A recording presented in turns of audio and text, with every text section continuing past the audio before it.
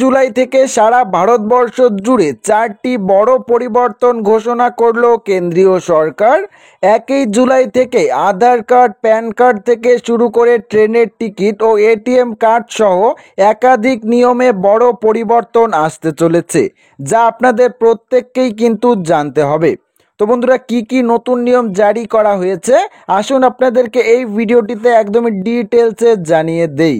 তো অবশ্যই ভিডিওটিতে আপনারা প্রত্যেকেই প্রথম থেকে শেষ পর্যন্ত মনোযোগ সহকারে সঙ্গে থাকবেন।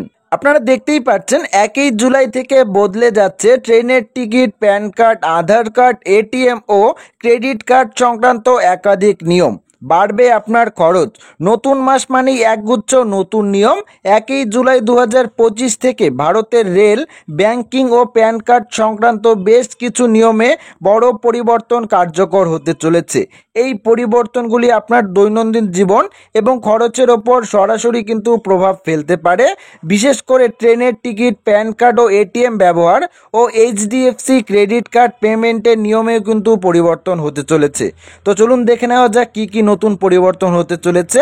আপনারা এখানে প্রথমত দেখতেই পাচ্ছেন ট্রেনের টিকিটের ভাড়া বাড়ছে। এখানে বলা রয়েছে রেলের নতুন নিয়ম অনুযায়ী 1 জুলাই 2025 থেকে ট্রেনের টিকিটের ভাড়া বাড়বে।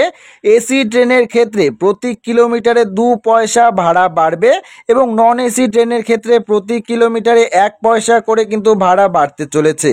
নতুন অনলাইন বুকিং নিয়ম, শুধুমাত্র আধার যাচাই করা আইআরসিটিসি অ্যাকাউন্ট থেকেই কিন্তু অনলাইনে ট্রেনের টিকিট বুকিং করা যাবে। তো বন্ধুরা, বুঝতেই পারছেন ট্রেনের টিকিটের ক্ষেত্রে কিন্তু এখন থেকে প্রতি কিলোমিটারে এসির ক্ষেত্রে কিন্তু প্রতি কিলোমিটারে 2 পয়সা করে ভাড়া বাড়তে চলেছে এবং নন এসির ক্ষেত্রে কিন্তু আপনার 1 পয়সা করে ভাড়া বাড়বে। দ্বিতীয় নিয়ম এখানে বলা রয়েছে, আপনারা দেখতেই পাচ্ছেন 1 জুলাই 2025 থেকে প্যান কার্ড তৈরি করতে হলে আধার কার্ড বাধ্যতামূলক করা হয়েছে।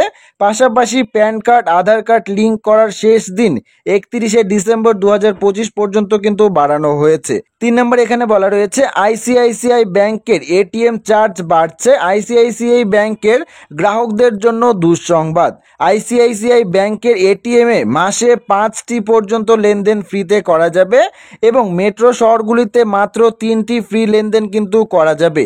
এরপর প্রত্যেকটি লেনদেনে কিন্তু অতিরিক্ত লেনদেনে এটিএম লেনদেনে 23 টাকা করে কিন্তু অতিরিক্ত আপনাদের চার্জ দিতে হবে।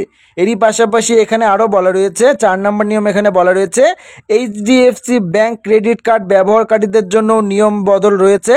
থার্ড পার্টি অ্যাপ থেকে পেমেন্ট করলে 1% চার্জ কিন্তু আপনাদের বেশি দিতে হবে। ইলেকট্রিক বিল বা ইউটিলিটি বিল পেমেন্টেও কিন্তু এই নিয়ম প্রযোজ্য হবে। অর্থাৎ আপনি যদি থার্ড পার্টি কোনো অ্যাপ থেকে পেমেন্ট করে থাকেন তাহলে কিন্তু আপনাদেরকে 1% বেশি চার্জ দিতে হবে। জুলাই মাসে রেলের ভাড়া থেকে শুরু করে ব্যাংকিং পরিষেবায় খরচ বাড়ছে। সময় মতো আধার ও প্যান কার্ড সংযুক্ত না করলে প্যান কার্ড কিন্তু অবৈধ হতে পারে।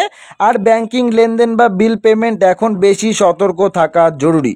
তো বন্ধুরা, বুঝতেই পারছেন 1 জুলাই থেকে কিন্তু এই 4টি বড় পরিবর্তন হতে চলেছে, যা আপনাদের প্রত্যেককেই কিন্তু মানতে হবে। তো আশা করছি ভিডিওটি সবারই ভালো লেগেছে। ভিডিওটি এখানেই শেষ করছি। ভিডিওটি ভালো লাগলে ভিডিওটিতে একটি লাইক করবেন, চ্যানেলটিকে সাবস্ক্রাইব করবেন এবং কমেন্ট বক্সে আপনাদের মতামত অবশ্যই জানিয়ে যাবেন। ধন্যবাদ।